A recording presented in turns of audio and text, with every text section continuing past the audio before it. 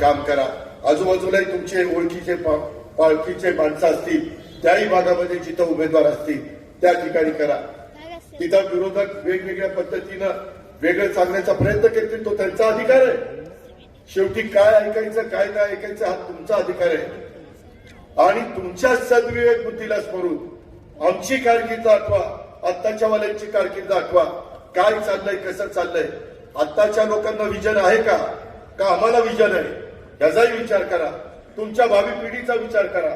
या सगळ्याचा विचार केल्यानंतर आपल्या लक्षात येईल की अजित सांगतोय हेच बरोबर आहे.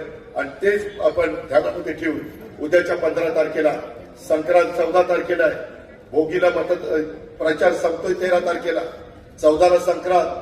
तिळगुळ घ्या, गोडगोड बोला. शेवटच्या दिवशी बरंच काही होण्याची शक्यता नाकारता येत नाही. पण कुठल्याही भूलथापाला बळी न पडता, कुठल्याही प्रलोभनाला बळी न पडता, कोण काय करत असेल तर काय, जर कुणाला फारच झालेला असेल तर घ्या, काय सोडू नका. काय घ्या ते मी सांगितलेलं नाही. तुमच्या सद्विवेक बुद्धीला स्मरून काय करायचं ते करा. पण बटन मात्र माझ्या या 2 बहिणींचं आणि माझ्या या 2 भावांचं त्या ठिकाणी दाबा. एवढीच आग्रहाची, नम्रतेची, कळकळीची विनंती करतो आणि आपल्या सगळ्यांची रजा घेतो. एवढ्या मोठ्या संख्येने आपण उपस्थित राहिला त्याबद्दल मी आपल्याला मनापासून आभार मानतो. धन्यवाद.